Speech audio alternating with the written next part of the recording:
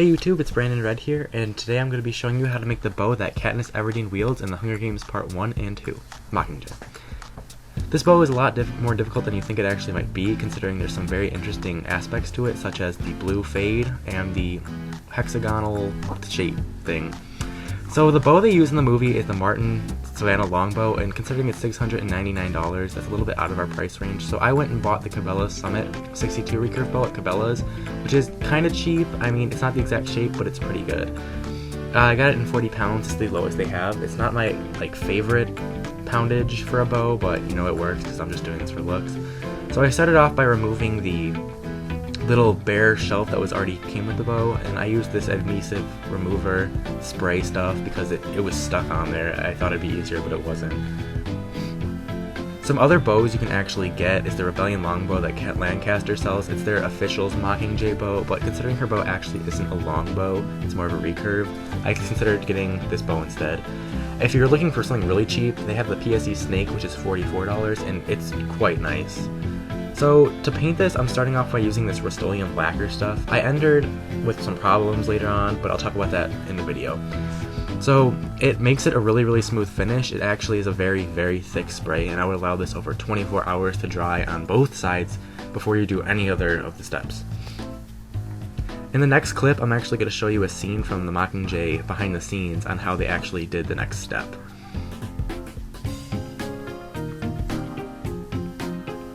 You have it fades into blue, which ties into the Mockingjay costume. It was mostly a paint detail after that. Studio Art and Technology painters came up with this idea a few movies ago with me, and it's stretching a net across a base color and putting a second color over the top of it, and it appears to be like a honeycomb finish. And then there's some pearl. Start off by taping off any part of the razor you want to have this design. I did the basic shape they had in the film. And I used a fishnet stocking. This is the first method I'm going to show you guys how to use. Once stretched, it gives a very cool net look. So what you want to do is stretch this over your bow and tape it down to where it's completely flush with the bow. You don't want any areas of this net sticking up, or else you're not going to see the pattern.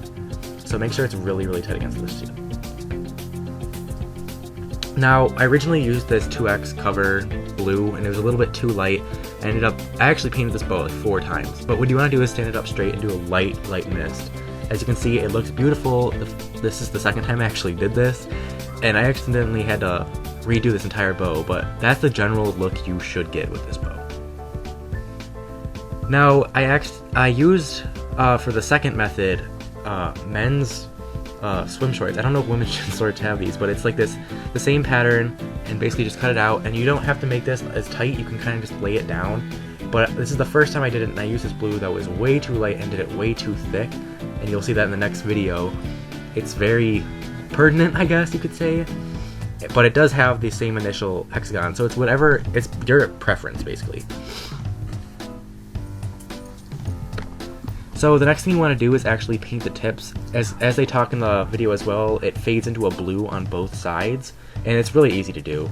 And this is where I encountered my first problem. I used this satin clear coat, and you want to use satin because you don't want gloss with this bow. It'll show all your imperfections. But of course, ran into problems on the second time I painted this and got the deadly gross wrinkle because I didn't let this dry long enough. And I'll tell you how to get rid of that later on how the problem was. But I never use a paint stripper on a bow. It totally ruined the original finish, and it caused, it was just awful. I had to sand it for a few days actually. I got this on a Sunday, and I was sanding till Friday. So I had to go out, so just don't do that. I eventually got it back to shape and got it back to the blue that I liked. There's still, you can see problems where the blue, I don't know, where the original sanding had been, so just don't use paint stripper. But got it back to where I liked it. Before you clear coat anything, let it dry for at least 24 hours, and then you're going to wet sand the entire shield with from 1000 grit sandpapers to 2500, and you can only get these sandpapers for what I've seen at auto stores. So just make sure it's really nice and smooth before you clear coat. To make sure you don't get that wrinkle problem, I would recommend getting a paint can top and paint it with all the paint. So I did the Rust-Oleum lacquer, then I went and used this Krylon black fusion for plastic, but it also says for metal, wood, blah blah blah, so that gave me the satin finish.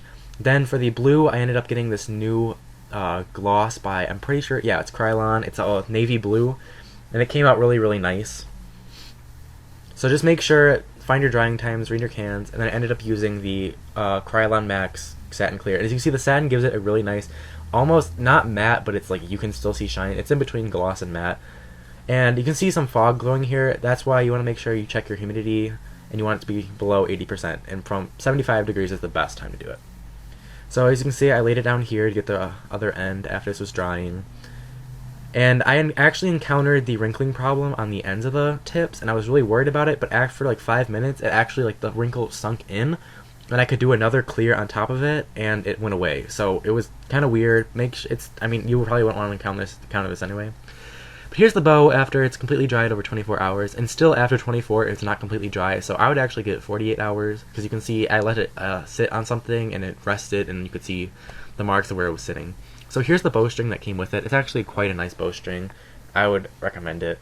And here's the bow fully strung up. It looks very nice. I'm very happy with the finished product. I'm going to let this dry a few more hours, or actually a few days, before I shoot it. But if you want to get arrows like the one seen in Hunger Games Mockingjay Part 1 and 2, I'm going to show you that in the next scene.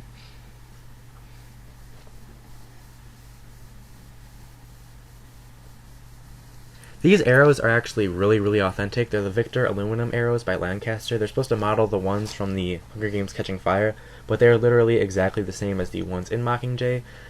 They're very cheap. I mean, it's the cheapest you're going to get, and as you can see, they're very authentic to the film. If you want to make it look, a little bit more like the exploding ones, just add a little bit of red, yellow tape on a few of them. So here's the finished bow. I'm really, really happy with it. It's fully functional, 40 pounds, as I said before. You can do any type of bow. So, yeah, thanks guys for watching.